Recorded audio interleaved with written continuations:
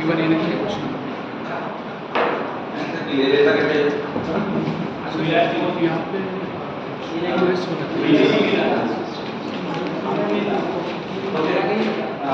take the answer 1 4 2 3 3 3 4 2 1 4 2 3 3 3 4 2 5 1 5 1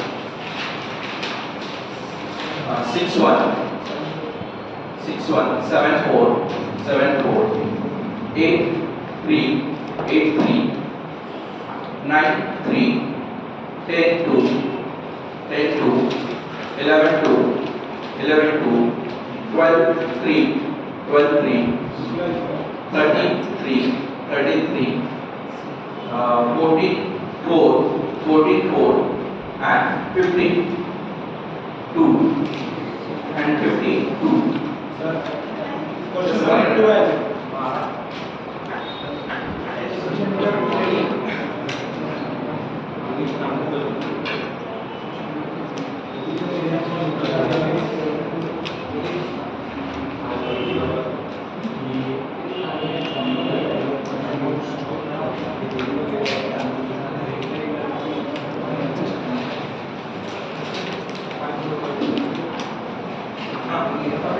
क्या number 12 कौन सा 12 क्या है नहीं बता रहा था वही है हाँ चलो ठीक है क्या प्रॉब्लम है अरे एंटीबायोटिक जिस अवॉइड किया था अलेक्जेंडर लेकिन term antibiotic corresponding by the box माना term antibiotic corresponding by the box माना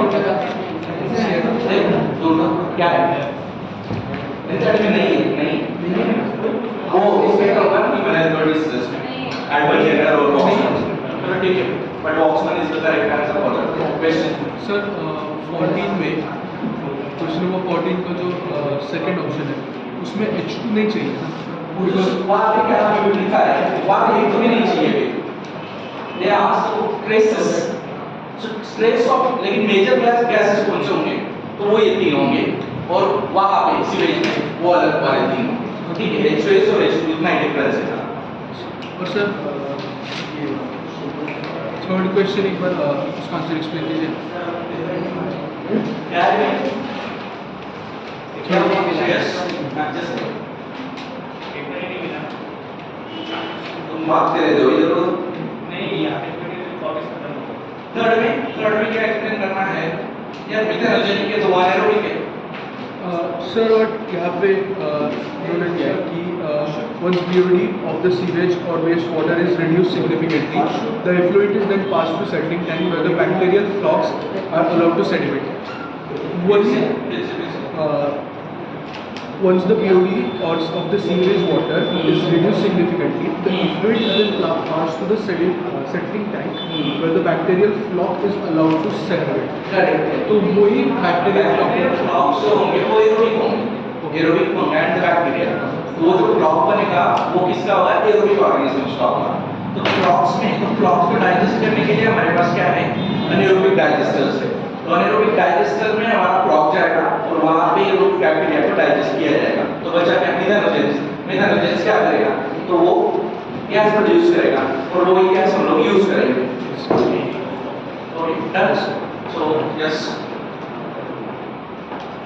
लास्ट लेक्चर हम लोगों ने माइक्रोब से माइक्रोब्स इन ह्यूमन वेलफेयर के बारे में बात किया था, कुछ गलत हो गया है थोड़ा सा।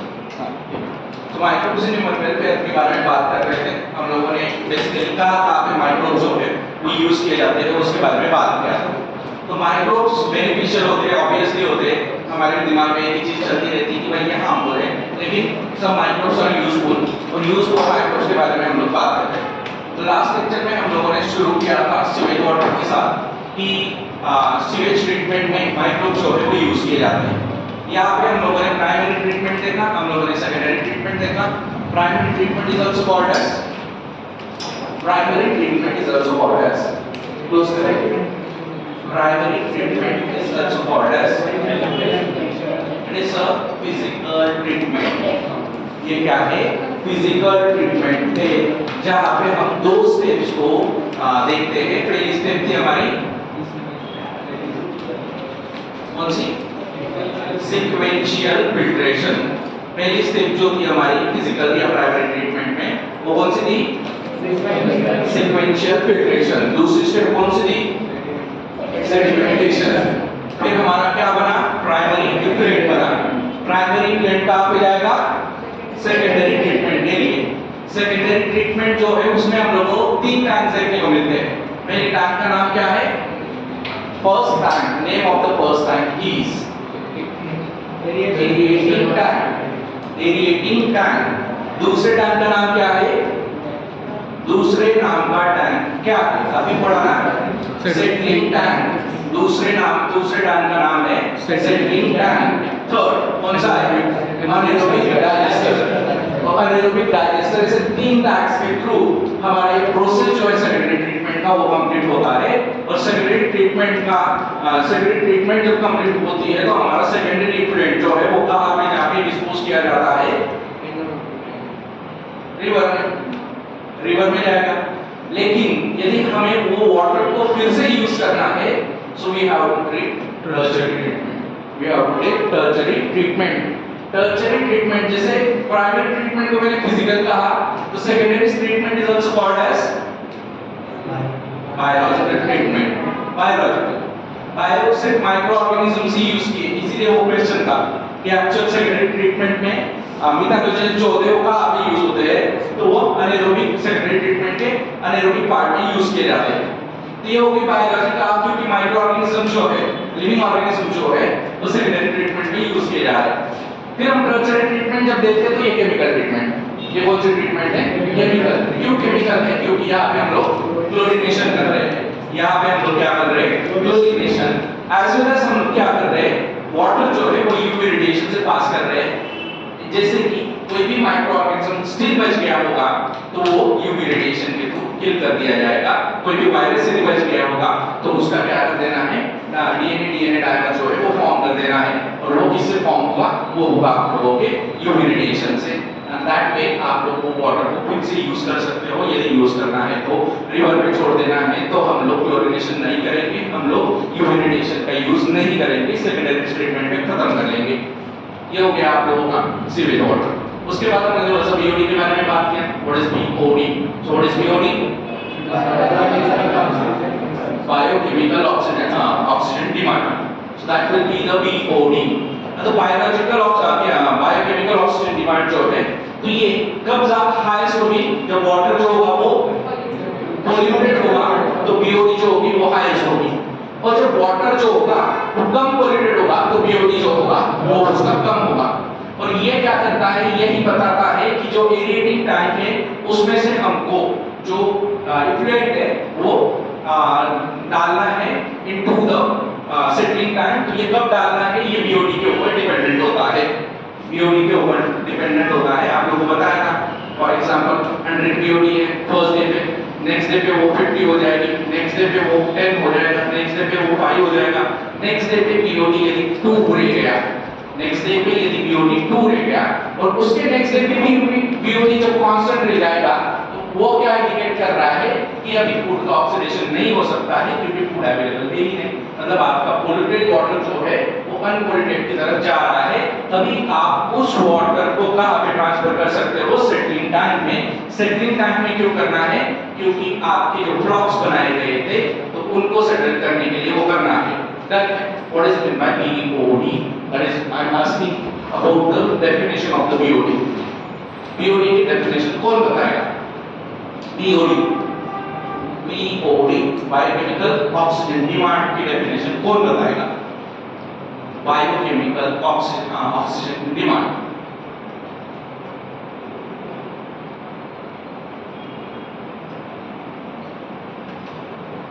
दुखाएगी तो कोई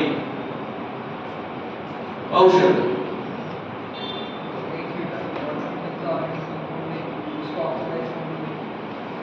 इतना ऑक्सीजन लग रहा है तो उसको हम लोग BOD कहेंगे। The 1 liter of oxygen needed, how much amount of oxygen for complete oxidation? So 1 liter of oxygen consume how much amount of oxygen is called as BOD of that water. तो जितना ज्यादा polluted water होगा उतना ज्यादा उस 1 litre water का जो BOD होगा वो ज्यादा होगा, और जितना कम पोल्यूटेड होगा उसका जो BOD होगा उतना कम होगा। That will be about the BOD, that is biochemical oxygen demand. Next topic क्या था? Next topic biogas production. कौन सा था? बायोगैस। बायोगैस को हम लोग क्या बोलते हैं? गोबर गैस। बायोगैस को गोबर गैस बोलते हैं। बायोगैस में हम लोगों को क्या देखने को मिल रहा है? बायोगैस में हम लोग को देखने को मिल रहा है जो भी गोबर होता है, काऊ डंग होता है, तो काऊ डंग से हम लोग क्या बना रहे हैं? हम गैस बना रहे हैं। इसको डेवलप किसने किया था? आपके पास दो क्वेश्चन है। IARI, that is Indian Indian Agriculture Research Institute, Indian Agriculture Research Institute, इसके हेल्प से, और KVIC, that is खाद्य विलेज इंडस्ट्रियल कॉर्पोरेशन, इसके हेल्प से ये जो बायोगैस है ये प्रोड्यूस किया गया है। तो ये हो गया बायोगैस। बायोगैस में आप लोगों को क्या देखने को मिलेगा? तो बायोगैस में आप लोगों को एक चेंबर देखने को मिलता है, एक टैंक देखने को मिलती है जो कंक्रीट से बनी होती है। नॉर्मली साइज जो होती है, एवरेज साइज जो होती है वो 10 से 15 फीट की आप लोगों को देखने को मिलेगी। एक कंपार्टमेंट होता है जहाँ से इनलेट होता है, जहाँ से आप लोग काऊ डंग और वाटर मिक्स करके स्लरी जो है उस कंक्रीट के टैंक में जाने देते हो। वहाँ पे इसका मिक्सिंग किया जाता है प्रॉपर्ली। मिक्सिंग करने के बाद वहाँ पे कुछ ऑर्गेनिजम्स होते हैं, एनारोबिक ऑर्गेनिजम्स होते हैं जैसे मिथेनोजेंस। तो मिथेनोबैक्टीरियम जैसे कि मिथेनोकॉकस होते हैं, मिथेनोजेंस होते हैं, मिथेनोबैक्टीरियम होते हैं। ये सारे अलग-अलग तरह के बैक्टीरियम क्या कर रहे हैं? They produce the gases. Gases कौन से थे? Gases कौन से प्रोड्यूस करते हैं? Methane, CO2 and H2। वहाँ पे सीवेज में जो गैस प्रोड्यूस होता है वहाँ पे H2 गैस था। लेकिन आपको जो क्वेश्चन पूछा गया था, CO2 तो प्रोड्यूस होता ही है, तो वो भी एक ऑप्शन था। दूसरा ऑप्शन आपके पास था कि मीथेन भी प्रोड्यूस होता है, तो ऑब्वियसली उसका answer all of the above आएगा, क्योंकि बाकी दो नहीं है। लेकिन H2S और N2 ये ट्रेस अमाउंट में आप लोगों को देखने को मिलेंगे, उनका डायरेक्ट यूज नहीं कर सकते। हमने ये सोचा कि भाई हम गोबर गैस से क्या करेंगे? लिक्विड नाइट्रोजन बना लेंगे, तो ये पॉसिबल नहीं है। इतना अमाउंट ऑफ लिक्विड नाइट्रोजन वहां पे बैठकर ट्रेसेस अमाउंट में आप लोग को लिक्विड नाइट्रोजन के साथ साथ H2S भी जो है वो मिलेगा। ठीक है, so that will be about the gases production होने के बाद एक आउटलेट होता है जहां से ये जो स्लरी होती है ये कन्वर्ट हो जाती है सेमी सॉलिड पार्ट में। ये सेमी सॉलिड पार्ट में जब कन्वर्ट हो जाती है तो ये पार्टिकल्स को, ये जो स्ट्रक्चर्स होते हैं इनको बाहर निकाला जाता है आउटलेट से, और वही बायो फर्टिलाइजर करके यूज किया जाता है। वही एज अ बायो फर्टिलाइजर करके यूज किया जाता है गोबर गैस में। तो ये हम लोगों ने देखा। फाइनली जो गैस बनता है वो हम लोग इलेक्ट्रिसिटी जनरेट करने के लिए यूज करते हैं, या फिर हम दिस गैस इज इनफ्लेमेबल। सो ये हो गया आप लोगों का use of the biogas, use of the biogas. The next topic हम लोगों ने पढ़ा था that is bio control agents. Bio control वही था ना, बायो कंट्रोल एजेंट्स। अलग अलग तरह के एक्चुअल हम लोग जब पढ़ रहे थे, चैप्टर का नाम है माइक्रोब्स इन ह्यूमन वेलफेयर, तो ऑब्वियसली बायो कंट्रोल एजेंट्स में हम लोगों ने माइक्रोब्स को ही पढ़ना चाहिए। बट अनफॉर्चुनेटली मेरी तरह उनका भी कंफ्यूजन हो गया होगा, तो उन्होंने बायो कंट्रोल एजेंट्स को कंबाइन करके डाल दिया। तो बायो कंट्रोल एजेंट्स में हमने पहला बायो कंट्रोल एजेंट पढ़ा था जिसका नाम था ड्रैगनफ्लाई। ड्रैगनफ्लाई किसका प्रीडेटर है? किसका है? मॉस्किटो। और बीटल किसका प्रीडेटर है? एफिड्स का प्रीडेटर है। So this is aphids and the beetle, ये जो दोनों हैं ये insects है and they are controlling the biological organisms या organisms को control कर रहे हैं। So ये हो गए दो, लेकिन ये माइक्रोब्स इन ह्यूमन वेलफेयर है तो हम लोगों को कॉन्सेंट्रेट करना चाहिए था, मतलब एनसीईआरटी को कॉन्सेंट्रेट करना चाहिए था माइक्रोब्स के ऊपर। अननेसेसरली ये दो बायोकेमिकल एजेंट्स जो है वो ऐड कर दिए गए हैं। देन और हम लोगों ने बायोकेमिकल एजेंट्स कौन से पढ़े? बीटी। तो बीटी जो है वो आप लोगों को पता है, आप लोगों ने कौन सा चैप्टर पढ़ा होगा बायोटेक्नोलॉजी में, आप लोग पढ़ोगे कि भाई क्या होता है strategies of enhancement in food production में, और इन डिटेल में आप लोग पढ़ने वाले हो। तो ये जो बीटी होता है बैसिलस thuringiensis, तो ये क्या कर रहा है, ये इसके मतलब एंडोस्पोर्स होते हैं और एंडोस्पोर की पाउडर जो है वो सैचेट में आप लोगों को देखने को मिलती है। वही पाउडर क्या की जाती है, स्प्रे की जाती है। Endospore is converted into the active forms, और वो एक्टिव फॉर्म्स कहां पे होंगे, वो जब गट में जाएंगे इंसेक्ट के, और स्पेसिफिकली ये टारगेटेड होते हैं। तो मैं आप लोगों को बोलता है मैंने कि भाई ब्रॉड सेंस और नैरो सेंस ड्रग्स होते हैं ऐसा करके। तो ये नैरो सेंस वाले काम करते हैं क्योंकि ये लेपिडोप्टेरा पे नॉर्मली एक्ट होते हैं। लेपिडोप्टेरा हो गया डिप्टेरा, इन फ्लाइज के ऊपर ये एक्ट होते हैं और इनको किल करने का काम करते हैं। So that will be the BT। और कौन सा बायोकेमिकल पढ़ा था? Sir BT cotton sir insect का डबल स्वेलिंग करता है ना, क्या कहता है? फोटो का भी स्वेलिंग है इसको गट को हां पोर फॉर्म करेगा। पोर तो फूड जो ऊपर लीक हो जाएगा, इरोड करेगा, गट वॉल को क्या करेगा, इरोड करेगा तो क्या करेगा, पोर्स फॉर्म हो जाएंगे। वहां से क्या हो जाएगा कि एब्जॉर्प्शन जो है वो प्रॉपर नहीं होगा, एब्जॉर्प्शन नहीं होगा तो न्यूट्रिएंट्स नहीं पहुंचेंगे तो बनना पड़ जाएगा। ठीक। हां नेक्स्ट बायोकेमिकल एजेंट कौन सा था? Which one? कोई पढ़ा होगा? Yes trichoderma. क्या करेगा ट्राइकोडर्मा? क्या करेगा? शायद बताया तो था, डिटेल में बताया था तुम लोगों को ट्राइकोडर्मा क्या करेगा। रूट के सराउंडिंग में एंटीबायोटिक प्रोडक्शन करेगा और दूसरे हार्मफुल ऑर्गेनिजम्स को वहां पे ग्रो नहीं होने देगा। इसलिए बताया था आप लोगों को ट्राइकोडर्मा के बारे में। फिर एक और बताया था वैक्यूलोवायरस क्या करेगा ना? स्पेसिफिक वायरस होता है, स्पेसिफिक वायरस होता है जो क्या करेगा, स्पेसिफिक स्पेसिस के ऊपर अटैक करके बाकी किसी भी तरह के, this is called as IPM integrated pest management. तो बैक्यूलोवायरस क्या कर रहा है, बैक्यूलोवायरस किसी भी तरह के हार्मफुल यूजफुल इंसेक्ट्स को, यूजफुल प्लांट्स को, यूजफुल एनिमल्स को हार्म नहीं कर रहा है। वो सिर्फ इंसेक्ट स्पेसिफिक होगा और वो वही इंसेक्ट को मारेगा जो हार्मफुल है। So that will be the use of the baculovirus. और क्या बताया था? एक बताया था modified, genetically modified. That's it. वही है ना कि बैक्यूलोन्यूक्लियोपॉली, हां पॉली। Last biofertiliser. अब बायो फर्टिलाइजर में कुछ नहीं पढ़ना है, दैट इज नाइट्रोजन मेटाबॉलिज्म पढ़ लेना है। बायो फर्टिलाइजर में बेसिकली नाइट्रोजन मेटाबॉलिज्म जितना इंपॉर्टेंस रखता है वही आपका बायो फर्टिलाइजर्स है। और STP single cell protein, spirulina वगैरह जो होता है तो वही चीजें आप लोगों को देखने को मिलेंगी। बेसिक नीड जो होता है आपका बायो फर्टिलाइजर्स में, तो बायो फर्टिलाइजर्स में जो बेसिक नीड होती है सॉइल फर्टिलिटी के लिए, वो किसके कौन से कंपोनेंट्स होते हैं? NPK nitrogen, potassium, phosphorus and potassium. ये कहां से मिलने वाला है? तो नाइट्रोजन जो मिलने वाला है वो नाइट्रोजन फिक्सिंग ऑर्गेनिज्म से मिलने वाला है। नाइट्रोजन फिक्सिंग ऑर्गेनिजम्स कैसे होते हैं? कैसे होते हैं? Free living, symbiotic. Free living में दो तरह के देखने को आप लोगों को मिल जाएंगे। कौन से मिल जाएंगे? फ्री लिविंग में आप लोगों को एरोबिक, अनएरोबिक मिल जाएंगे। एरोबिक के एग्जांपल कौन से हैं? एरोबिक के एग्जांपल कौन से हैं? एजोटोबैक्टर, बिसनिकिया। हां, एजोटोबैक्टर, बिसनिकिया एरोबिक। नॉन अनएरोबिक के एग्जांपल क्लॉस्ट्रिडियम, रोडोस्पिरिलम। ये हो गया आप लोगों का नाइट्रोजन फिक्सेशन। इधर आ गए हम लोग सिम्बायोटिक में। तो सिम्बायोटिक में दो तरह के, एक लेगिमिनस, एक नॉन लेगिमिनस। लेगिमिनस का एग्जांपल है राइजोबियम, नॉन लेगिमिनस का एग्जांपल है राइजोबियम। ये हो गया आप लोगों का अब नाइट्रोजन फिक्सेशन। फोटोसिंथेसिस है, फोटोसिंथेसिस में आप लोगों को नॉस्ट ऑब्जेक्ट से अनामिना जैसे बैक्टीरिया जो है वो देखने को मिल जाते हैं जो नाइट्रोजन फिक्सेशन कर रहे हैं। साइनोबैक्टीरिया भी जो होते हैं वो नाइट्रोजन फिक्सेशन करते हैं और फंगाई जो होते हैं वो भी नाइट्रोजन फिक्सेशन के लिए आप लोगों को मदद करते रहते हैं, क्योंकि वो एब्जॉर्प्शन जो है मिनरल एब्जॉर्प्शन है वो बढ़ाएंगे। तो फंगाई क्या करने वाला है आपका, तो ये आपका मिनरल एब्जॉर्प्शन बढ़ाएगा, वाटर एब्जॉर्प्शन बढ़ाएगा। तो इस तरह से हम लोगों ने बात किया था about the bio fertilisers.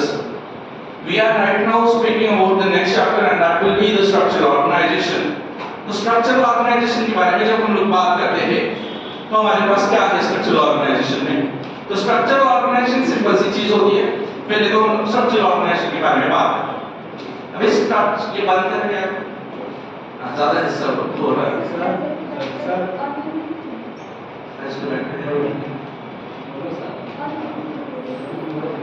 Facultative aerobic ऐसा मतलब जब नहीं होगा तो वो एरोबिक भी काम करेगा जब ऑक्सीजन नहीं होगा तो, लेकिन नॉर्मली वो एरोबिक कंसीडर किया जाता है एब्सोर्बर। रिक्वेस्ट होती स्टार्ट करायचं ना प्रॉब्लम स्टार्ट करा। तो मैं कुछ भी बोलते हो और वो भी लास्ट मोमेंट में बोलते हो जब बंदे को पढ़ाना होता है तो हम एक सुपर ह्यूमन को पढ़ी हो कि भाई बिना देखे हुए आ जाओ और पढ़ा। ऑब्वियस है कॉकरोच बहुत सिंपल है, no doubt, but at least 10 minute का रिकॉर्ड मतलब 10 मिनट का वो लुकिंग लगेगा। ऐसे नहीं है कि एकदम से अचानक से लास्ट हो जाओगे सर। कौन सा कॉकरोच का ये कॉकरोच में वैसे सी वन थिंग कॉकरोच क्यों पे सर ये सेंटर पेपर है हां खत्म होना चाहिए। Most probable I try to finish पूरा पूरा फिनिश विद दिस एड बिल्कुल एनसीईआरटी ना इधर की बात तो उधर की बात सीधी बात। क्या अब तो माता ही नहीं बोल हां अर्थ रॉक में पूछना भी नहीं, वो देख लेना तुम क्या करना है। According to the NCERT or the India syllabus, the earthworm and rock is eliminated from your syllabus. वो आपकी syllabus में नहीं, मेरे को पता नहीं। NCERT हर बार ये अपडेट करती है बुक्स, न्यू एडिशन निकालती है, तो भी वो निकालती नहीं है, वही नहीं मेरे को पता है क्यों लगाए। चलो सही है, उनका भी फायदा है इसमें। तो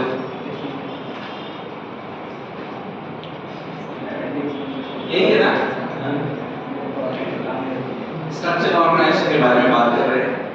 कॉकरोच सीरियसली बोलता हूं मैं आप लोगों को, इस टॉपिक का सबसे थर्ड क्लास चीज कोई है इस चैप्टर में, तो पहली है कनेक्टिव टिश्यू, जहां पे बहुत सारा कंफ्यूजन आप लोगों का होगा, और दूसरी है एपिथेलियल टिश्यू।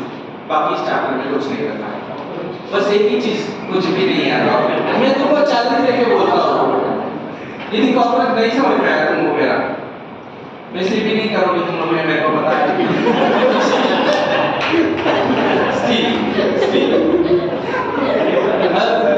लग से पसंद भी आ गया मुझे, लेकिन मेरे पास कम से कम एक बंदा ऐसा है जो कुछ भी हो जाए वो छोड़ेगा नहीं हमें।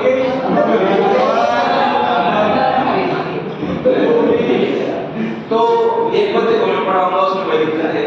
The thing is that only कि यदि आप लोगों को कॉकरोच नहीं समझ में आए तो सही में अमन तुम ही मत बैठना। ठीक है, सो एकदम सिंपल सी चीज है, एकदम सिंपल सी चीज है, आप लोगों को सही में बताता हूँ, सही में नहीं समझ में आया तो सही में तो मैं वही बोला है, तो 5 मिनट पहले आकर मैं तो बोलता था मैं अभी नहीं पढ़ा सकता, कोई दिक्कत नहीं है, लेकिन थोड़ा इधर उधर हो जाएगा शायद ऐसा करके, तो तुम लोग बोलो तो मैं स्टार्ट कर जाऊंगा, कोई प्रॉब्लम नहीं। और मैं ये भी बोलता हूँ तुम लोगों को कि मैं तुम्हारे सैटरडे तक कॉकरोच खत्म करने की कोशिश करूँ, ये भी मैं बता दूँ, तो तुम लोग बताओ अभी डिसाइड करो। विश्व सर आज तुम्हारी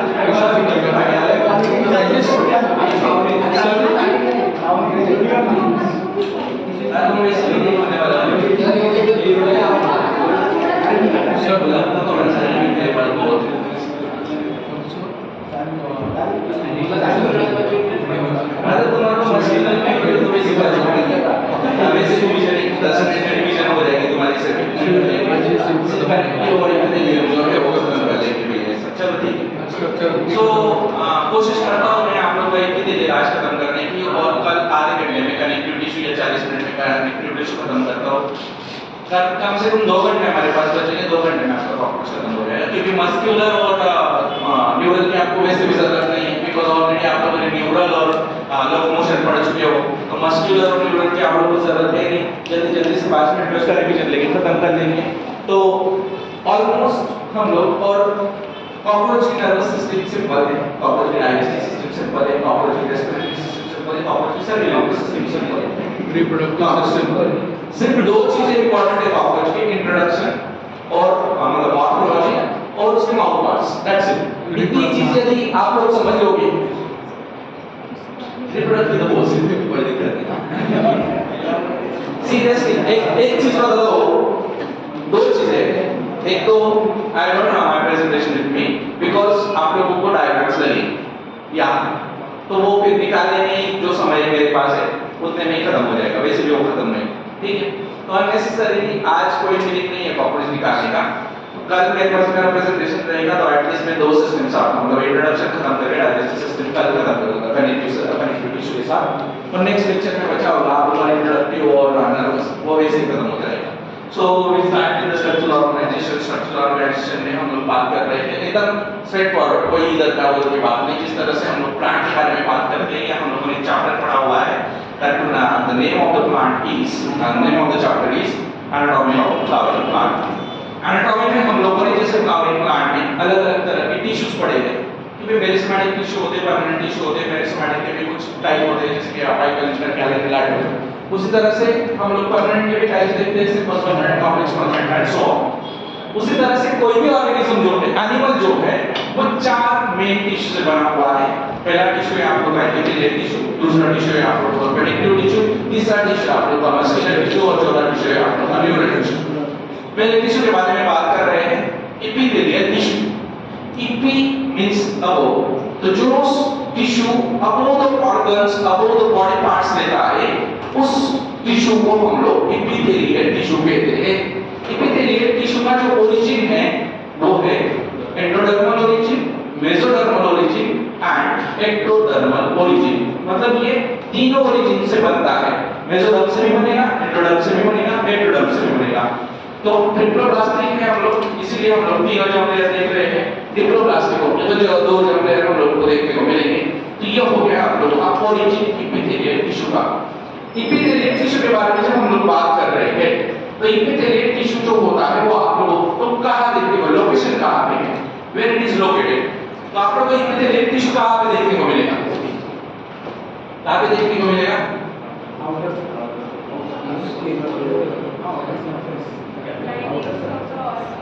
lining of the organ, external हो या इंटरनल लाइनिंग ऑफ ऑर्गन की, वहां पे आप लोगों को एपिथेलियल टिश्यू देखने को मिलेगा। बॉडी वॉल के इनर लाइनिंग में आप लोगों को एपिथेलियल टिश्यू देखने को मिलेगा। बॉडी के आउटर साइड पे आप लोगों को एपिथेलियल टिश्यू देखने को मिलेगा। मतलब आप जहां भी जाओगे, आपकी जो लाइनिंग आप लोगों को देखने को मिल रही है वो एपिथेलियल टिश्यू से बनी होती है। जैसे स्किन किससे बनी है, एपिथेलियल टिश्यू से।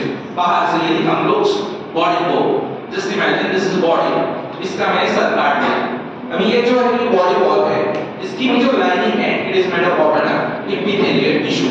ऑर्गन का ऊपर का पार्ट भी जो है वो भी एपिथेलियल है, ऑर्गन का अंदर का पार्ट भी है। जैसे हम लोगों ने डाइजेस्टिव सिस्टम पढ़ा हुआ है, तो डाइजेस्टिव सिस्टम में हम लोगों ने पढ़ा कि म्यूकोसा, अंदर वाला पार्ट जो है वो म्यूकोसा किससे बना है, एपिथेलियम से बना है। तो यहाँ पे आप लोगों को एपिथेलियल टिश्यू जो है वो प्रेजेंट देखने को मिलने वाला है। अब एपिथेलियल टिश्यू जो होता है वो 2 तरह का होता है। एपिथेलियल टिश्यू 2 तरह का होता है। पहला टिश्यू होता है सिंपल एपिथेलियम, कैसा होता है पहला, सिंपल। और दूसरा कैसे देखने को मिलेगा आप लोगों को, दूसरा देखने को मिल जाएगा आप लोगों को कंपाउंड एपिथेलियम। तो हमारे पास है पहला एपिथेलियल, एपिथेलियल में हम लोगों को देखने को मिलने वाला है simple epithelial and compound epithelial. Compound से ही पता चल रहा है कि ये कॉम्प्लेक्स होगा, और सिंपल से पता चल रहा है ये सिंपल होगा। तो ये सिंगल लेयर होता है, पहली चीज सिंगल लेयर से ये बना होता है, और ये मल्टी लेयर होता है। ये जो है ये मल्टी लेयर्ड होगा and that will be the compound epithelium. Simple epithelium में हम लोग को क्या देखने को मिलता है? सिंपल इपिथेलियम में ललित हम लोगों को कौन से इपिथेलियम देखने को मिलते हैं? Squamous, cuboidal. अरे ललित को बता दो, ललित बताएगा। हाँ हाँ बस that's it. Pseudostratified. हाँ तेजस हाँ हाँ हाँ बजर चलो हाँ Squamous, cuboidal, columnar, ciliated, glandular.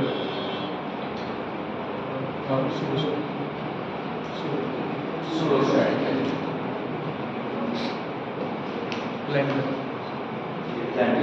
मैं तो समझ रहा था So these are the types of epithelium जो आप लोगों को देखने को मिलते हैं सिंपल epithelium में।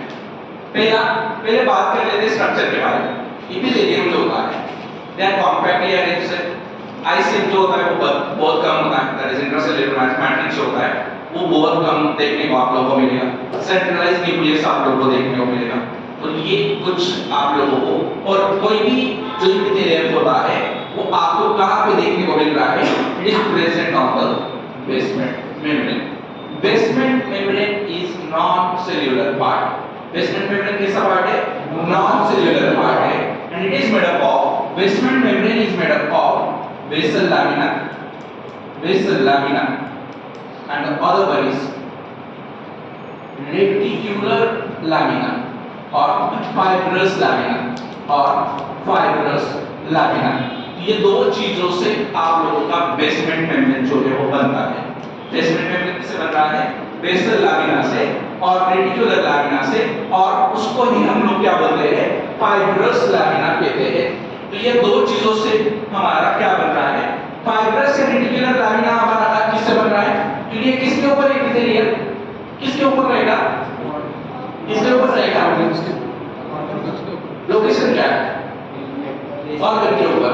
लेकिन ऑर्गन के नीचे क्या रहेगा पता है क्या? मतलब एपिथेलियम के नीचे एग्जैक्टली क्या रहेगा? कनेक्टिव टिश्यू देखने को मिलेगा। क्या याद रखने का ये बता दो आप लोगों को। आप लोगों ने कांच की चीज मंगाई हुई है, ठीक है? अब कांच की चीज में पैकेजिंग मटेरियल डालना पड़ेगा आप लोगों को, ग्लास डालनी पड़ेगी या फिर स्पंज डालना पड़ेगा, कुछ ना कुछ पैकेजिंग मटेरियल डालना पड़ेगा। That will be your connective tissue. और उसके ऊपर क्या किया जाता है? वो पॉलीथीन बैग लेकर के बबल वाली पॉलीथीन बैग, हाँ क्या बबल रैप, हाँ तो बबल रैप आपका क्या है? ये आपका एपिथेलियम है। उसके नीचे आपका पैकेजिंग मटेरियल क्या है? कनेक्टिव टिश्यू है। तो कनेक्टिव टिश्यू के ऊपर क्या है? बबल रैप, मतलब आप लोग का एपिथेलियम है। तो एपिथेलियम जो होगा तो ये क्या करती है? एपिथेलियम किसके ऊपर है? कनेक्टिव टिश्यू के ऊपर। तो कनेक्टिव टिश्यू आपका ये पार्ट बना रहा है रेटिकुलर लामिना या फाइब्रस लामिना कौन बना रहा है? कनेक्टिव टिश्यू लेयर बनाती है। और बेसल लामिना कौन बना रहा है? एपिथेलियल टिश्यू की लेयर बनाती है। तो ये हो गया हम लोग का बेसमेंट मेम्ब्रेन। क्योंकि यहां से क्या मिलने वाला है पता है कि ये अवेस्कुलर होता है। एपिथेलियल टिश्यू जो होता है वो अवेस्कुलर होता है। अवेस्कुलर मतलब यहां पे ब्लड सप्लाई नहीं। अब ब्लड सप्लाई नहीं तो न्यूट्रिएंट भी देने पड़ेंगे, फिर खाना तो देना पड़ेगा, नहीं तो मर जाएगी। तो कनेक्टिव टिश्यू से होते हुए यहाँ से होते हुए ये खाना जो है वो कनेक्टिव टिश्यू को जाने वाला है, एपिथेलियल टिश्यू को जाने वाला है। तो ये आपका बेसमेंट मेम्ब्रेन है। बेसमेंट मेम्ब्रेन के ऊपर आप लोगों को सेल जो है वो अरेंज दिखती है और इसको हम लोग कहते हैं एपिथेलियल टिश्यू। एपिथेलियल टिश्यू में हम लोग क्या देख रहे हैं कि हमारे पास दो तरह के एपिथेलियल टिश्यू है, एक सिंपल और एक कंपाउंड। जो सिंगल लेयर रहेगा तो उसको हम सिंपल एपिथेलियम बोलेंगे, और जो मल्टी लेयर रहेगा उसको हम लोग कंपाउंड एपिथेलियम बोलेंगे। उसमें हमारे पास कुछ टाइप्स है, जैसे स्क्वैमस एपिथेलियम हो गया, क्यूबॉइडल एपिथेलियम हो गया, कॉलमनार एपिथेलियम हो गया, ये लिखा हुआ है glandular epithelium, and this will be the pseudostratified epithelium on the basis of the shape and structure. These are the following types of simple epithelium, जैसे कि हमारे पास squamous, cuboidal, columnar, glandular and pseudostratified epithelium। अभी हम लोग जब squamous के बारे में बात करते हैं, सबसे इंपॉर्टेंट चीज है स्क्वैमस के बारे में।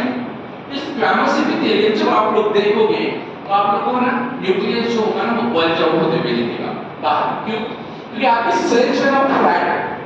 आपकी जो स्क्वैमस एपिथेलियम की सेल है वो फ्लैट सेल्स है, और फ्लैट होने की वजह से क्या होगा? समझ लीजिए मेरी सेल ऐसी है, सेल जो है वो इस तरह से है, न्यूक्लियस जो है वो यहाँ पे है, तो ये बाहर नहीं निकलेगा इससे। क्यों? क्योंकि मास जो है वो डोम शेप है, तो इसलिए न्यूक्लियस जो है वो बाहर की तरफ नहीं दिखेगा। आप लोग न्यूक्लियस कैसे दिख रहा है, ये ऐसे देख रहे हो आप लोग, आप ऊपर से देखोगे तो आपको डायरेक्ट न्यूक्लियस नहीं दिखेगा, लेकिन वहीं पे यदि आप लोग स्क्वामस एपिथेलियम देखोगे तो आपका न्यूक्लियस जो होगा वो ऊपर से भी आप लोग को इजीली विजिबल होगा। सो दैट इज वन थिंग।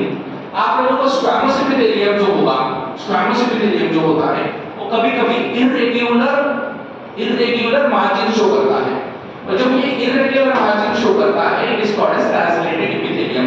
इसको क्या कहते हैं? टेसेलेटेड एपिथेलियम कहा जाता है। उसको हम लोग बोलते हैं when the squamous epithelium shows irregular border, so it is called as tessellated epithelium. जब वेवी मार्जिन्स आप लोगों को इरेगुलर मार्जिन्स जब देखने को मिलेगी तो उसको हम बोलेंगे टेसेलेटेड एपिथेलियम। तो ये हो गया squamous epithelium. Squamous epithelium is like tiles की तरह आप लोगों को ये दिखता है, फ्लैट होता है, और इसकी जो मार्जिन्स होती है वो इरेगुलर होती है। आपको ये जो एपिथेलियम है ये कहां पे देखने को मिलेगा? स्क्वामस का एग्जांपल बताइए, कहां पे देखने को मिलेगा? कहां पे? ब्लड वेसल्स और अल्वियोला और ब्लड वेसल में आप लोगों को ये देखने को मिलेगा।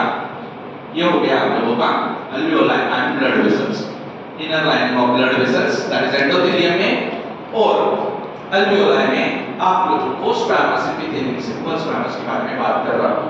तो सिंपल स्क्वामस एपिथेलियम आप लोग को यहां पे दिख रहा है। सेकंड टाइप ऑफ एपिथेलियम है क्यूबॉइडल एपिथेलियम। क्यूबॉइडल एपिथेलियम जो है ठीक है क्यूब शेप होता है, क्यूब शेप, छोटे सेल्स होते हैं, सेंट्रलाइज्ड न्यूक्लियस देखने को मिलेगा, फिर से compactly arranged present on the basement membrane, and this type of tissue is called as cuboidal epithelium present in or on simple cuboidal epithelium is present tubular part of the nephrons। Nephron के tubular part पे आप लोगों को क्या देखने को मिलने वाला है? क्यूबॉइडल एपिथेलियम जो है वो देखने को मिलने वाला है, ट्यूब्यूलर पार्ट ऑफ नेफ्रॉन। जैसे ये बोल रहा है PCT proximal convoluted tubules, DCT distal convoluted tubules, यहाँ पे आप लोगों को जो देखने को मिलेगा that will be the cuboidal epithelium। Third columnar epithelium. Columnar epithelium से आप लोगों को पता चल रहा है कि यार ये जो सेल्स है ये इसमें सेल्स होंगे वो कैसे होंगे? तो ऑब्वियसली कॉलम लाइक, इसीलिए उसका नाम जो है वो कॉलमनर, पिलर लाइक। ये पिलर्स होते हैं आप लोगों के, तो पिलर या कॉलम तरह के सेल जो है, लंबे लंबे सेल जो है, सिलिंड्रिकल लॉन्ग इलॉन्गेटेड सेल जो है वो आप लोगों को देखने को मिलने वाले हैं। तो यहाँ पे जो न्यूक्लियस होगा वो ओवल होगा, और ये ओवल न्यूक्लियस जो होगा it is present at the base of the cell. Cell के बेस पे आप लोगों को न्यूक्लियस बेसिकली देखने को मिलने वाला है, और उन सेल्स को हम लोग बोलेंगे columnar epithelium cells. Columnar epithelium cells will be found in कहां पे? lining of stomach and intestine, stomach and intestine की लाइनिंग में यहाँ पे आप लोग को कॉलमनर एपिथेलियम देखने को मिलेगा। Don't go for ciliated, don't go for the stratified or the compound, just simple को simple रखते हैं, और simple को simple जब रख रहे हैं तो हम लोगों को यहाँ पे जो absorptive चीज देखिए, कॉलमनर एपिथेलियम का फंक्शन क्या है? सिक्रेशन और एब्जॉर्प्शन। और जहाँ पे सिक्रेशन और एब्जॉर्प्शन होगा वहाँ पे आप लोगों को कॉलमनर एपिथेलियम दिखेंगे। स्टमक में और इंटेस्टाइन की लाइनिंग में आप लोगों को कॉलमनर एपिथेलियम सेल जो है वो दिख रहे हैं, कॉलम लाइक होते हैं। बेसल न्यूक्लियस होता है, ओवल न्यूक्लियस आप लोगों को कॉलमनर एपिथेलियम में दिखने वाला है। Again present on the basement membrane, non cellular part है, नॉन लिविंग पार्ट है, ये याद रखिएगा। That will be about the columnar epithelium. Then we have the glandular epithelium. क्या देखने को मिलेगा? कोई भी ग्लैंड लीजिए, दो तरह की ग्लैंड्स होती हैं, यूनिसेल्युलर ग्लैंड होती है और दूसरी होती है मल्टीसेल्युलर ग्लैंड्स। हमारे शरीर में दो तरह की ग्लैंड्स होती है मयूर दादा, एक होती है यूनिसेल्युलर ग्लैंड और दूसरी होती है मल्टीसेल्युलर ग्लैंड। यूनिसेल्युलर ग्लैंड का एग्जांपल आपके पास है गॉबलेट सेल्स, और गॉबलेट सेल्स क्या करते हैं? म्यूकस सेक्रेशन का काम करते हैं। ये हो गया आप लोगों का यूनिसेल्युलर। जो भी ग्लैंड्स आप लोगों को पता है ये सारी मल्टीसेल्युलर है। जैसे कि आप लोग सलाइवरी ग्लैंड के बारे में बात कर लीजिए, जैसे कि आप लोग लीवर के बारे में बात कर लीजिए, व्हाटएवर विद थायराइड ग्लैंड के बारे में आप लोग बात कर लीजिए, सलाइवरी ग्लैंड के बारे में आप लोग बात कर लीजिए, और these are the multicellular gland. अब ये मल्टी सेलुलर ग्लैंड जो होती है तो ये क्या कर रही है, बहुत सारे सेल मिलकर एक सेक्रेशन प्रोड्यूस कर रही है और वो डक्ट से होते हुए बाहर डाला जा रहा है। तो जब हम ग्लैंडुलर के बारे में बात करते हैं तो on the basis of the type of conduction of the secretion, two types of glands are there. एक होता है एक्सोक्राइन ग्लैंड, दूसरा होता है एंडोक्राइन ग्लैंड। तो एक्सोक्राइन और एंडोक्राइन ग्लैंड में हम लोग बात कर चुके हैं ऑलरेडी कि एक्सोक्राइन ग्लैंड किसको बोलना चाहिए, the glands which having is called as exocrine gland. The glands without ducts or ductless gland is called as endocrine gland. Endocrine gland क्या कर रही है, जब हमको हमारा मतलब हमारे पास दो चीजें हैं, क्या चीजें हैं हमारे पास, जब हम लोग इन ग्लैंड्स के बारे में बात करते हैं तो हमारा जो भी सिक्रेशन होगा वो कहाँ तक पहुंचना चाहिए, वो टारगेट ऑर्गन तक पहुंचना चाहिए, और टारगेट ऑर्गन यदि ज्यादा दूर है so we have to blood pour our secretion into blood। और जब ब्लड में सिक्रेशन पोर करेंगे तो वो ग्लैंड कौन से होंगे, भी वो एंडोक्राइन ग्लैंड होंगे। तो जब हमारा सिक्रेशन ब्लड के थ्रू जा रहा है तो उस ग्लैंड को हम लोग एंडोक्राइन ग्लैंड बोलेंगे, और सिक्रेशन कौन से फॉर्म में होगा, हार्मोन के फॉर्म में होगा। तो ये हो गया आपका endocrine gland, the gland which is ductless glands or without duct gland is called as endocrine gland। अभी यहाँ पे आप लोगों को बहुत सारी चीजें मिल जाएंगी, जैसे कि आप लोगों ने सुना होगा एपोक्राइन ग्लैंड्स होते हैं, मेरोक्राइन ग्लैंड्स होते हैं, होलोक्राइन ग्लैंड्स होते हैं, एक्सेट्रा एक्सेट्रा। ठीक है यार, तुम्हारा केमिकल खाना तो उसमें सुना होगा आप लोगों ने, ये नहीं भी सुना होगा तो मैं तो कोई मतलब टाइम रेस्ट्रिक्शन है, so I will not go into that.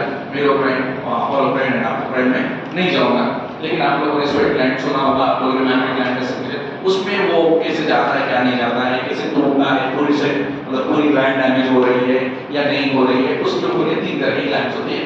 मेरा पार्ट नहीं, पिक्चर में बात नहीं कर रहा हूं।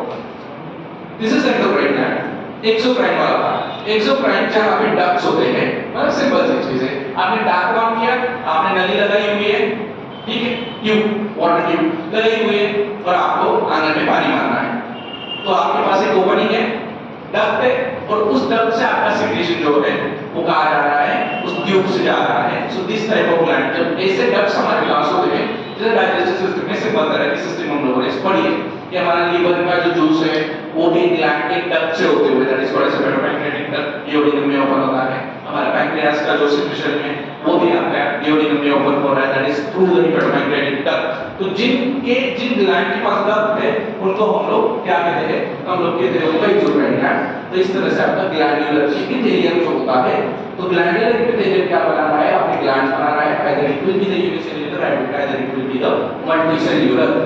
द नेक्स्ट पार्ट इज कौन सा था, सूडोस्टाइड। सूडोस्टाइड में एकदम सिंपल सी चीज है, सबसे पहली चीज तो ये मॉडिफिकेशन है columnar epithelium. Pseudostratified is the modification of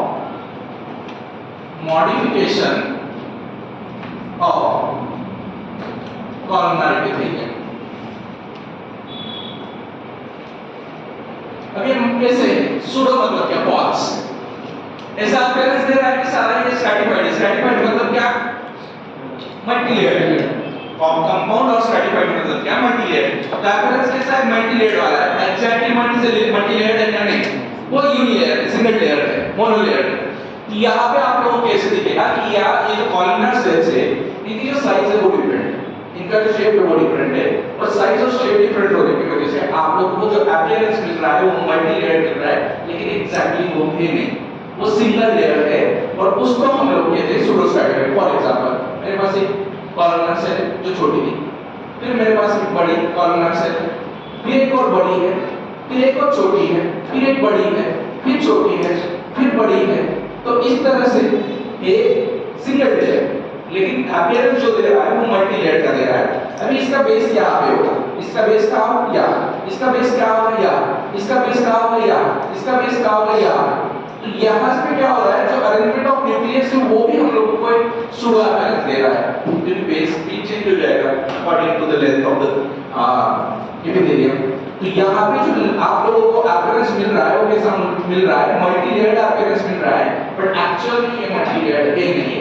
इस तरह के एपिथेलियम को कहा जाता है सूडो स्ट्रैटिफाइड एपिथेलियम। कहाँ पे पाया जाएगा? ट्रकिया में। कहाँ पे पाया जाएगा? ट्रकिया में आप लोगों को ये देखने को मिलने वाला है। And that sit with the simple epithelium. अभी सिंपल एपिथेलियम में आप लोगों को एक और तरह का एपिथेलियम देखने को मिलता है, that is called as ciliated epithelium. Simple epithelium में आप लोगों को ciliated epithelium देखने को मिलता है।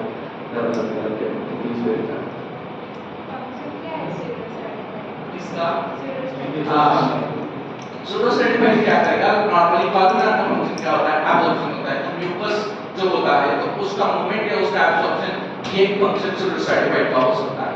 That's it. हां बोला सेम ये मैं शामिल हो गया।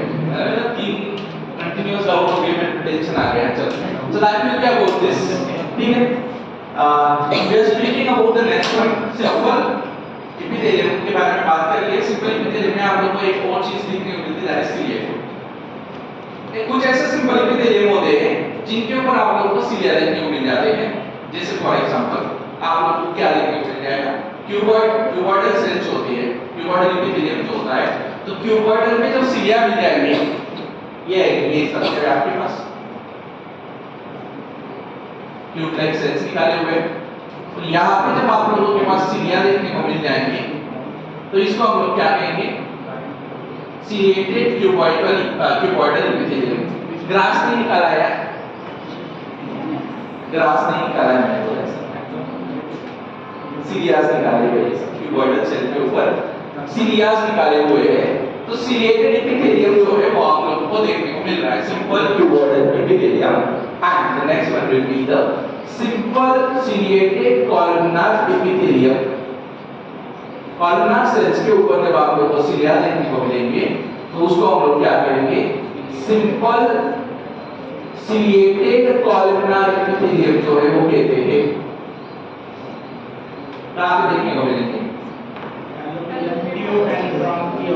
ब्रोंकियोल्स और पैलोपियन ट्यूब्स में आप लोगों को सिंपल कॉलमनार और क्यूबॉइडल एपिथेलियम जो है वो देखने को मिलते हैं। आप लोगों को सलाइवरी डक्ट्स में, पैंक्रियाटिक डक्ट में भी देखने को मिल जाएंगे। सो इससे ट्रकिया में तो कोई पार्ट है, लार्जर पार्ट ब्रोंकिया, उसमें आप लोगों को देखने को मिल जाएंगे। ट्रकिया में आप लोगों को देखने को मिल जाएंगे। आप लोगों को देखने को मिल जाएंगे पैलोपियन ट्यूब्स में, आप लोगों को देखने को मिल जाएंगे। इसोफेगस में नहीं देखने को मिल जाएंगे, कॉलमनार सिलिएटेड नहीं देखने को मिलेंगे। तो ये कुछ लोकेशन से क्या है आप लोगों को?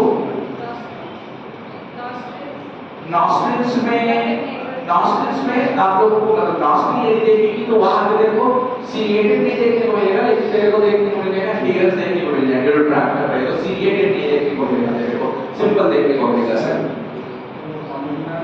क्यूबॉइडल सिंपल जब म्यूकस और यहाँ में cuboidal mucus.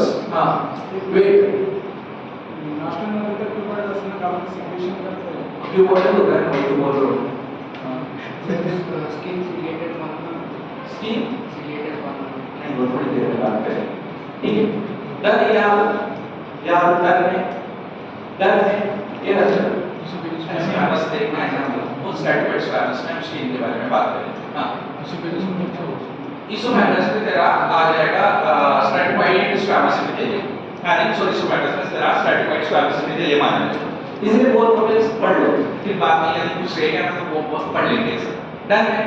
So we have the simple cuboidal and simple columnar ciliated simple columnar epithelium that will be with the simple epithelium.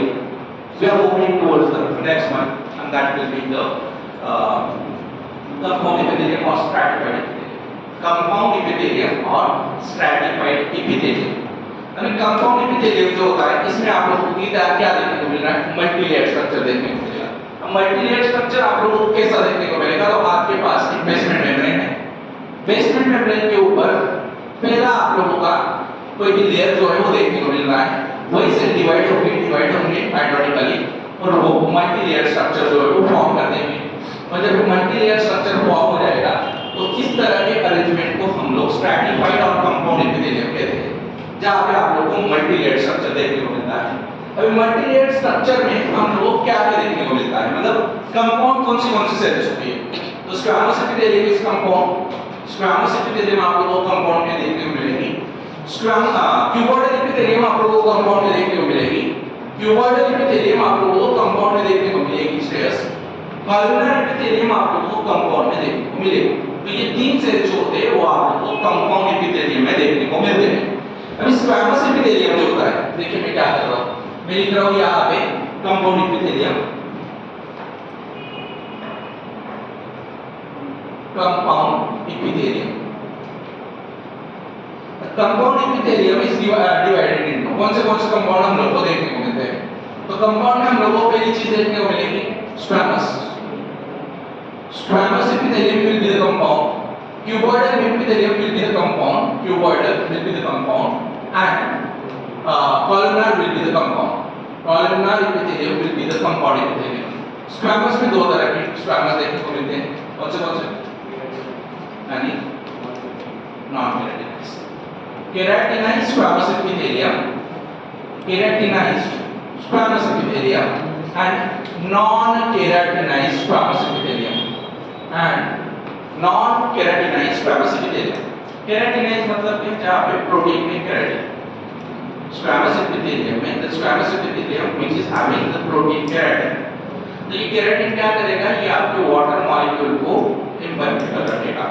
वह वाटर मॉलिक्यूल उस सेल के अंदर नहीं जा सकता है बिकॉज़ ऑफ द केराटिन। तो ड्राई सरफेसेस जो आपकी बॉडी में होते हैं वहां पे आप लोगों को केराटिन देखने को मिलता है। जैसे हेयर्स में केराटिन प्रोटीन देखने को आप लोगों को मिलता है, नेल्स में केराटिन प्रोटीन आप लोगों को देखने, और स्किन में जो आप लोगों की लेयर आप लोगों को देखने को मिलती है, तो वो क्या है, वो है आपकी पहले तो मल्टी लेयर्ड है और दूसरी चीज ये केराटिनाइज्ड है, यहाँ मिक्स केराटिन है, इसीलिए ये ड्राई रहती है, इसीलिए ये सरफेस जो है ये ड्राई है। यहाँ से पानी अंदर चला जाता है, आने के बाद पानी अंदर घुस गया, ऐसा होता है नहीं। So that is keratinised. तो स्क्वैमस एपिथेलियम आप लोग स्किन लिख सकते हो। तो जो वेट एरिया होते हैं आपके बॉडी के जो वेट पार्ट होते हैं वो आउटर साइड पे आप लोगों को देखने को मिलते हैं, वहां पे आपको नॉन केराटिनाइज्ड स्क्वैमस एपिथेलियम देखने को मिलता है। समझ रहे हो के बाद केराटिनाइज्ड कहां पे देखने को मिलेगा, ड्राई एरियाज के ऊपर, outer surfaces but dry areas. तो ड्राई एरियाज कहां है, ड्राई एरिया मतलब स्किन है, हेयर से लेकर स्क्वैमस एपिथेलियम नहीं है, नेल से लेकर स्क्वैमस एपिथेलियम नहीं है, तो एक ही जगह पे आप लोगों को स्क्वैमस एपिथेलियम देखने को मिलेगा, that will be the skin. Done. Non keratinised कहां पे देखने को मिलेगा, एक्सटर्नल है लेकिन वेट है, वेट एरियाज, जैसे बकल कैविटी, इसोफैगस, फारिंक्स, अपर इसोफैगस एंड फारिंक्स, यहाँ पे सलाइवरी ग्लैंड्स की लाइनिंग था, सलाइवरी ग्लैंड्स की लाइनिंग।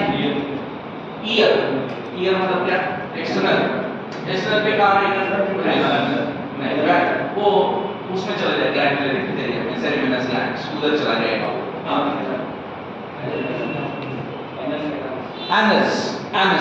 एनल क्या है, एनस में देखने को आप लोगों को मिलेगा। और वजाइना भी वेट एरिया होता है लेकिन वहां पे जो एक्सटर्नल पार्ट है वो वेट है, और वहां पे आप लोगों को नॉन केराटिनाइज्ड स्क्वैमस एपिथेलियम जो है वो देखने को मिलेगा, and that will be about the locations of non keratinised epithelium. ये हो गया आप लोगों का स्क्वैमस एपिथेलियम। उसके बाद आप लोगों के पास है क्यूबॉइडल एपिथेलियम और कॉलमनर एपिथेलियम। क्यूबॉइडल एपिथेलियम और कॉलमनर एपिथेलियम जो है वो आप लोगों को देखने को मिलेंगे। ऑब्वियसली ये जो स्ट्रक्चर है वो आप लोगों को क्या देखने को मिलने वाले हैं, तो ये जो स्ट्रक्चर है इसमें आप लोगों को एक चीज देखने को मिलने वाली है कि भाई यहाँ पे मल्टीलेयर स्ट्रक्चर आप लोगों को देखने को मिल रहा है एपिथेलियम में।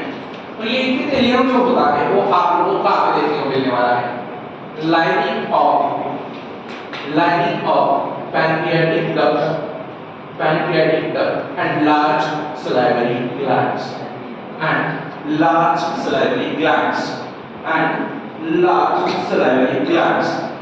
तीसरा जो चीज है दैट इज कॉलमनर एपिथेलियम। फिर से आपके पास वही सेम चीज है कि भाई मल्टीलेयर्ड है, और कहां पे देखने को मिलेगा, फारिंक्स, anus and conjunctiva.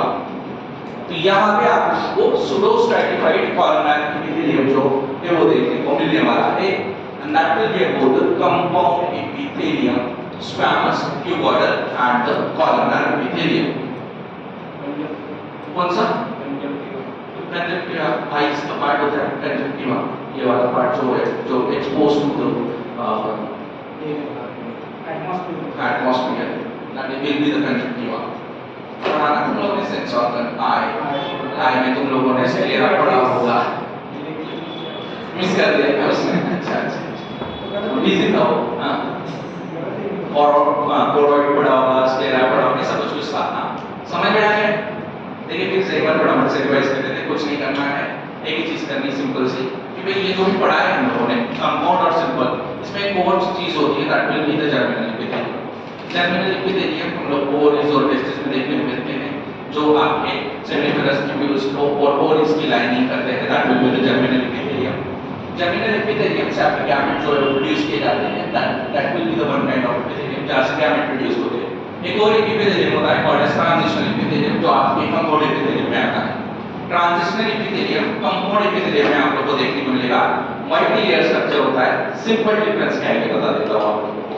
Cuboidal epithelium में या स्क्वैमस एपिथेलियम और ट्रांजिशनल एपिथेलियम में डिफरेंस क्या है?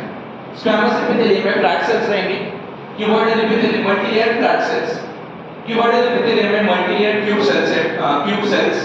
देन ट्रांजिशनल एपिथेलियम में आप लोगों को फ्लैट स्क्वैमस एपिथेलियल सेल की मल्टी लेयर दिखेगी, लेकिन उसके ऊपर आप लोगों को पॉलीगोनल शेप्ड सेल्स दिखेंगे। क्या दिखेंगे? पॉलीगोनल शेप्ड सेल्स दिखेंगे। इससे क्या हो रहा है? आपके पॉलीगोन जो था, जब इसमें जो ट्रांजिशनल एपिथेलियम है, इसमें स्ट्रेचेबल एबिलिटी होती है, इलास्टिसिटी होती है, एक्सटेंसिबल एबिलिटी होती है, एक्सटेंड हो सकता है, डिस्टेंड हो सकता है। समझ में आ रहा है? आ रहा है। ट्रांजिशनल एपिथेलियम के बारे में बात कर रहा हूं। नीचे आप लोगों की फ्लैट सेल्स होगी, दैट इज स्क्वैमस एपिथेलियम, ऊपर की लाइनिंग आपकी पॉलीगोनल सेल से बनी हुई है। अभी क्या हुआ देखिए, कहां पे प्रेजेंट होगा? प्रेजेंट होगा यूरेटर में और यूरिनरी ब्लैडर में। यूरिनरी ब्लैडर में, यूरिनरी ब्लैडर क्या हो रहा है? एक्सटेंड हो रहा है, स्ट्रेच हो रहा है। अभी जब स्ट्रेच होगा तो क्या होगा? ये पॉलीगोनल सेल जो है ये फ्लैट हो जाएगी, ये स्ट्रेच हो रहा है। अभी ये जब स्ट्रेच होगा तो ये फ्लैट हो जाएगी, और इसीलिए ये जो लाइनिंग है इसको बोला जाता है ट्रांजिशनल, स्टेट चेंज कर रही है उसका, तो इसीलिए ट्रांजिशनल बोला जाता है। And that will be present in the urinary bladder and the ureter. Ureter और यूरिनरी ब्लैडर में आपको ये सेल्स देखने को मिलते हैं, इसको बोला जाता है यूरोथेलियम। इन सेल्स को कहा जाता है यूरोथेलियम, क्योंकि ये एक्सरे सिस्टम से रिलेटेड है, इसलिए इसको बोला जाता है urothelium. This is all about the epithelium. ये हो गया जो भी पॉसिबल था, ये आपको बता दिया। सर सूडो स्ट्रैटिफाइड का फिर से कहाँ होता है? फिर से बताना। सूडो स्ट्रैटिफाइड का लोकेशन, सूडो स्ट्रैटिफाइड का लोकेशन ट्रकिया,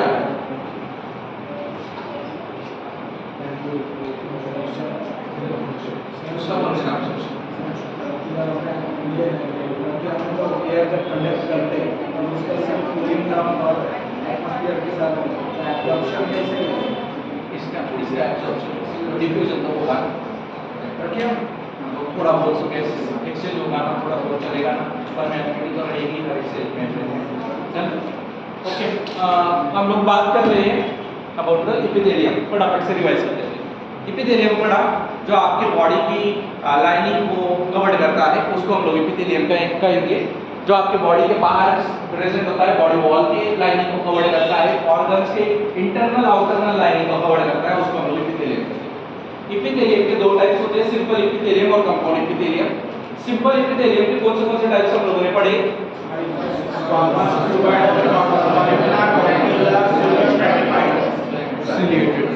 अभी यहाँ पे आप लोगों को सिर्फ इसका एग्जांपल बताना है। पहला squamous, simple squamous, simple squamous का एग्जांपल है alveoli and blood vessels। दूसरा क्यूबॉइडल,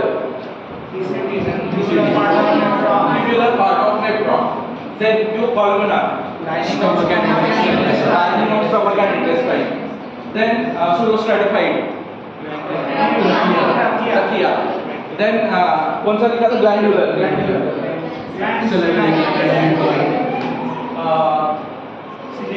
सिलिएटेड, क्यूबॉइडल का, सिलिएटेड का, bronchioles and fibril and columnar का, pharynx पे नहीं lining of stomach and intestine correct है। माइक्रोबियल माइक्रोबियल नहीं है,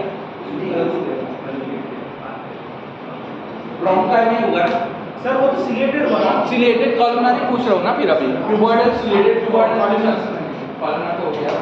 हाँ कौन सा, नॉस्ट्रिल्स नहीं, नॉस्ट्रिल्स नहीं बोला ना, ये सिंपल बोला मैंने। ये हो गया आप लोग का सिंपल एपिथेलियम। आपका ग्लैंडुलर में यूनिसेल्युलर और मल्टीसेल्युलर ग्लैंड्स होती है। ग्लैंडुलर में यूनिसेल्युलर और मल्टीसेल्युलर होती है। यूनिसेल्युलर का एग्जांपल, मल्टीसेल्युलर का एग्जांपल, मल्टीसेल्युलर में एक चीज बताना भूल गया, ग्लैंड्स होती है, मल्टीसेल्युलर ग्लैंड्स होती हैं, वो कॉइल भी हो सकती है, वो ब्रांच भी हो सकती है और वन ब्रांच भी हो सकती है। जैसे आप लोगों का स्वेट ग्लैंड जो होता है वो कॉइल ग्लैंड होता है, जैसे आप लोगों का जो स्वेट ग्लैंड होता है वो कॉइल ग्लैंड होता है, जैसे आप लोगों का गैस्ट्रिक ग्लैंड जो होता है वो ब्रांच होता है। गैस्ट्रिक ग्लैंड में ब्रांचिंग आप लोगों को देखने को मिलती है। तो मल्टीसेल्युलर ग्लैंडुलर एपिथेलियम कॉइल भी हो सकता है और वो ब्रांच भी हो सकता है। That will be about the glandular epithelium. Compound epithelium के बारे में बात कर रहे हैं। Will have a squamous, cuboidal, columnar and transitional epithelium. Squamous में हम लोगों को केराटिनाइज्ड एपिथेलियम देखने को मिलता है, जहां पे एग्जांपल स्किन है। नॉन केराटिनाइज्ड एपिथेलियम देखने को मिलता है, एग्जांपल बकल कैविटी, वजाइना, फारिंक्स, ये जो एग्जांपल्स हैं ये नॉन केराटिनाइज्ड के होंगे। Cuboidal epithelium, lining of pancreatic ducts and the lining of large salivary gland. तो यहाँ पे आप लोगों को क्यूबॉइडल एपिथेलियम देखने को मिलेगा। कॉलमनार, पैलिक, फारिंक्स, एनस और कंजक्टिवा में आप लोगों को columnar epithelium, that is stratified columnar epithelium देखने को मिलेगा।